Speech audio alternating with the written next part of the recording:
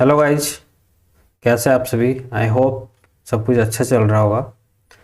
इस वीडियो में हम लोग बात करेंगे जेएसएससी जेई के बारे में। जो भी प्रोटेस्ट चल रहा है, रेट्रोफिट क्या होता है, क्या पॉसिबल है रेट्रोफिट, कैंसिलेशन ऑफ एग्ज़ाम होना चाहिए या फिर रेट्रोफिट होना चाहिए, कौन सा बेस्ट होगा। और जो कैंडिडेट्स प्रोटेस्ट कर रहे हैं फॉर द रेट्रोफिट और कुछ कैंडिडेट प्रोटेस्ट कर रहे हैं for the cancellation of exam, दोनों में क्या सही है और अपने अपने राइट्स क्या हैं, दोनों क्यों ऐसा मांग कर रहे हैं, दोनों झूठ के लोग, ये सारी बातें डिस्कस करूंगा इस वीडियो के इनसाइड में। तो दोस्तों, सबसे पहले बात करते हैं रेट्रोफिट। रेट्रोफिट होता क्या है?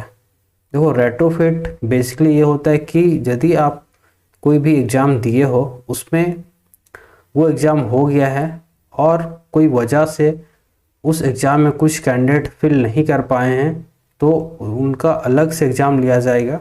ठीक है। और दोनों का जो रिजल्ट होगा वो कंबाइंड पब्लिश होगा एंड रिक्रूटमेंट जो होगा वो कंबाइंड होगा। ठीक है। तो ये बेसिकली रेट्रोफिट ये होता है। अब बात आती है कि जेएसएससी ऐसा कर सकती है कि नहीं कर सकती है। देखो, उस पर मैं कमेंट करूँगा नहीं, लेकिन वैसे कैंडिडेट जो काफ़ी मेहनत किए हैं, 2 साल से या 3 साल 4 साल से जो तैयारी कर रहे हैं, वो लोग के लिए काफ़ी अच्छा होगा यदि रेट्रोफिट होता है। क्योंकि आप सभी जानते हैं कि जो पेपर लीक हुआ है पहले मार्च में, यानी मार्च में, आप सभी जानते हैं कि जो पहला पेपर हुआ था जो कि लीक हो गया था, फर्स्ट एग्ज़ाम हुआ था ऑफलाइन मोड में, जिसका पेपर लीक हुआ था, उसमें से भी बहुत सारे कैंडिडेट बहुत ही ज़्यादा मेहनत किए थे और अच्छा स्कोर्स ला रहे थे। ठीक है। और उसके बाद फिर से एग्ज़ाम हुआ सीबीटी मोड पे, और सीबीटी मोड पे होने के बाद भी फिर से कैंडिडेट्स को बहुत ज़्यादा मेहनत करना पड़ा था। और फिर से दोबारा एग्ज़ाम देने के बाद यदि कैंडिडेट्स को फिर से पता चलता है कि वो एग्ज़ाम फिर से कैंसिल हो रहा है, तो वो लोग के साथ बहुत ही बड़ा नाइंसाफ़ी होगा। ठीक है।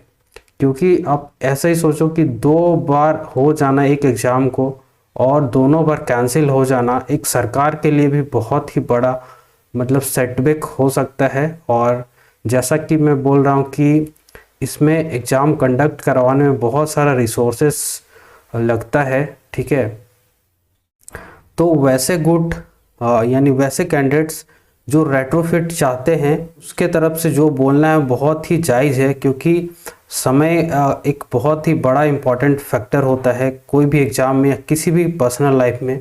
क्योंकि टाइम का 1 साल पहले ही ये एडवर्टीजमेंट आया था, 1 साल तक 2 एग्ज़ाम हो गया, उसका एक भी परिणाम नहीं आना, वो बहुत ही बुरी बात है। ठीक है। तो ये तर्क हो गया एक साइड का स्टूडेंट का। ठीक है। This is one side of a coin. Other side of the coin ये है कि जो दूसरे कैंडिडेट्स हैं जो चाहते हैं कि रेट्रोफिट ना हो, एग्ज़ाम कैंसिल हो जाए। ठीक है। उनका ये बोलना है कि यदि रेट्रोफिट होती है, यदि रेट्रोफिट सरकार करती है, तो उसका पॉसिबिलिटी क्या है। ठीक है। मतलब सरकार रेट्रोफिट यदि कर देती है, तो इन स्टूडेंट्स का ये तर्क कहना है कि बाद में यदि कोई भी इसको चैलेंज करे, सुप्रीम कोर्ट पे चैलेंज कर सकता है कि ये जो एग्ज़ाम लिया गया है 2 अलग अलग एडवर्टीजमेंट पे लिया गया है। ठीक है। और इसका चैलेंज ना कर सके, इसलिए वो कैंडिडेट ये तर्क दे रहे हैं कि इसका जो एग्ज़ाम है वो कैंसिल होना चाहिए। ठीक है। दूसरा पॉइंट इसमें यह भी है कि जो अभी पेपर का कटआउट में दिखाऊंगा, ठीक है, वो पेपर में कटआउट में ये लिखा हुआ कि 2 गुट बटे हुए, उसमें से एक गुट वो है जो रेट्रोफिट नहीं चाहती है। ठीक है। उसमें से साफ उसमें लिखा हुआ है कि वैसे कैंडिडेट्स हैं जिसका नंबर कम आता है, यानी जो सीबीटी मोड में एग्ज़ाम हुआ था उसमें नंबर कम आ रहा है, वो सारे कैंडिडेट्स प्रोटेस्ट कर रहे हैं for the cancellation of exam. यहाँ पे ऑब्वियस बात निकल के आती है कि 2 बार कैंडिडेट जिसका अच्छा नंबर नहीं आ रहा, वो तो ऑब्वियसली चाहेंगे कि एग्ज़ाम फिर से हो, क्योंकि उसे तीसरा मौका फिर से मिल सके। ठीक है। इस पे मैं कमेंट नहीं करूँगा कौन सही है कौन गलत है, सिर्फ और सिर्फ मैं एक्सप्लेनेशन कर रहा हूँ यहाँ पे। ठीक है। ऐसे कैंडिडेट्स जिसका मार्क्स कम आ रहा है वो चाहते हैं कि एग्ज़ाम फिर से हो। ठीक है।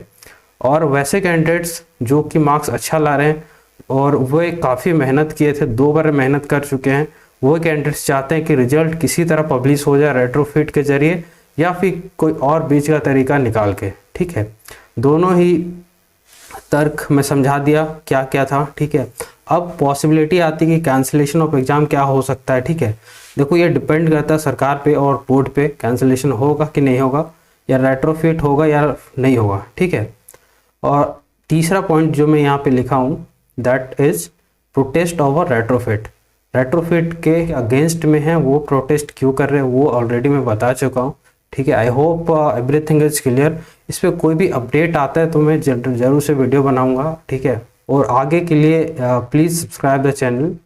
और टिल नाउ आपका क्या सोचना है कि प्रोटेस्ट यानी रेट्रोफिट होना चाहिए कि नहीं होना चाहिए, या फिर एग्ज़ाम कैंसिल होना चाहिए? कैंसिल होना चाहिए तो क्यों होना चाहिए, ठीक है। ये सारी बातें आप कमेंट सेक्शन में लिख सकते हैं। Until then, bye and thanks for watching.